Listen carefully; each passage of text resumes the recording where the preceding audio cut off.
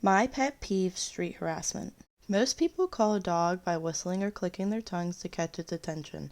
If so, how come according to streetharassment.com nearly 94% of women have experienced whistles at least once and 38% do so on a monthly basis?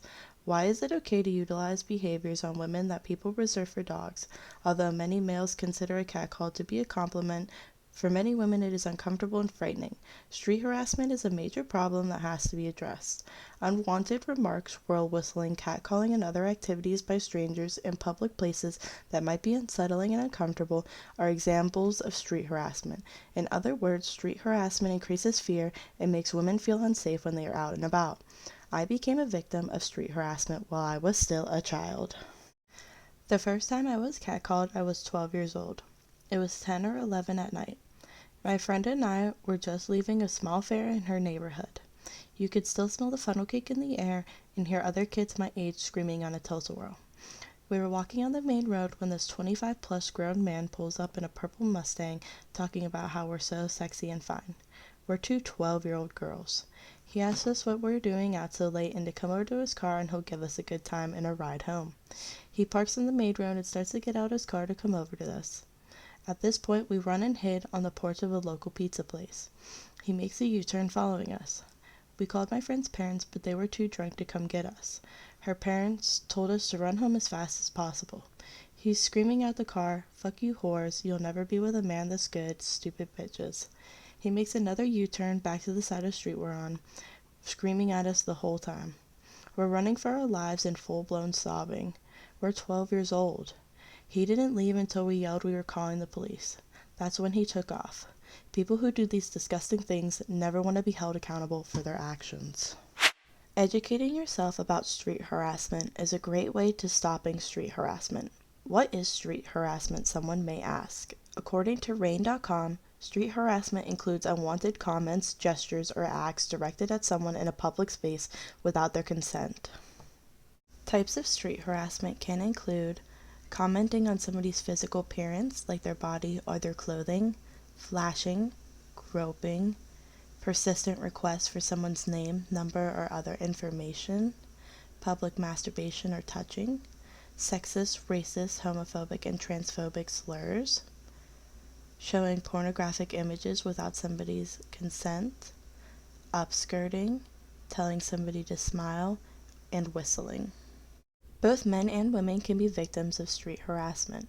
According to StopStreetHarassment.org, 81% of women and 43% of men reported experiencing some form of sexual harassment in their lifetime.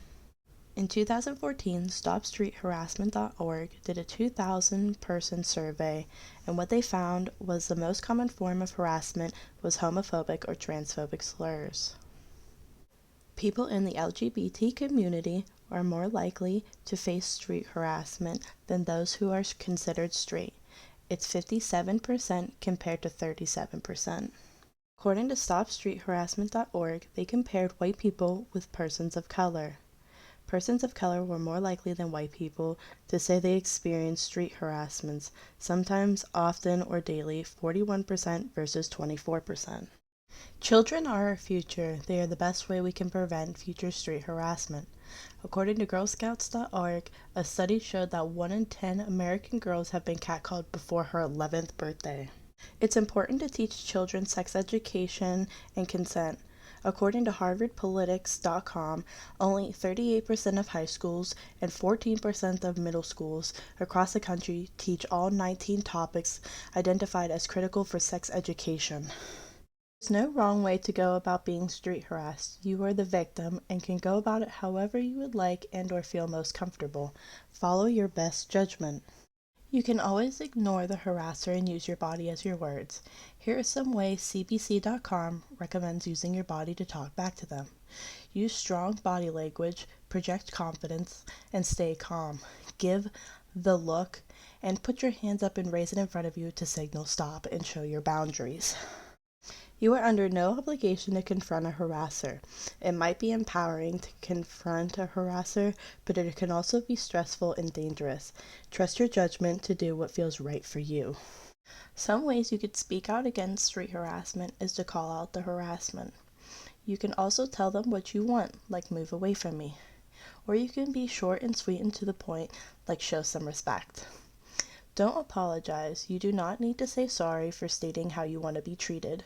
And avoid responding to guilt tripping by the harasser. State your peace of mind and get out. You can always join a group to speak out about street harassment. ihollaback.org is a website where victims of street harassment can share their experiences from around the world. The organization started in Pittsburgh and is founded by 4 local women to increase awareness about street harassment and why it is disrespectful.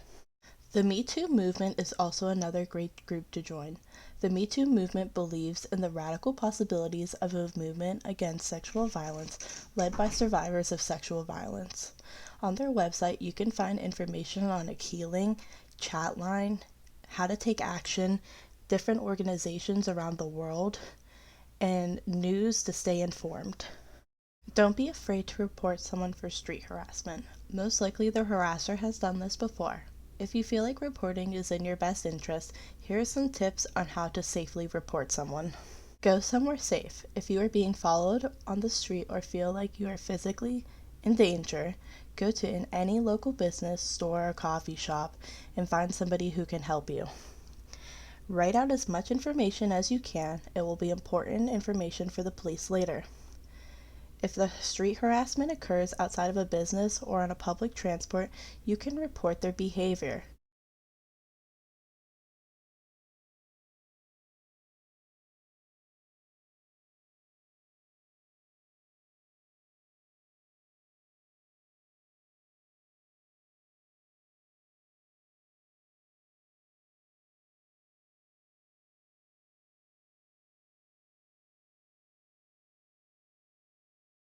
Other ways we could stand up to street harassment are to hold a community discussion about what is considered acceptable in that community, encourage kindness towards everyone, have people meet or learn about the LGBTQ community, teach people to speak up, have working streetlights, teach boys at a young age and continuously throughout life to respect women, provide and require training in respectful behavior starting in kindergarten or Head Start. Advertisements on radio, TV, and the internet about behaving respectfully. Stop making the person being harassed feel like they did something to warrant it, and identify root causes such as racial prejudice. Despite decades of attention, legal action, advocacy, analysis of data, research, and experience shows that sexual harassment remains a serious and pervasive problem across the world. If the situation is not properly addressed by the institutions, street harassment can reach levels that initiate various violent acts. Since it significantly harms the victim's life, it is our imperative that we take all action to stop it from happening. It is our responsibility to support people who are experiencing sexual harassment and to hold the offender responsible.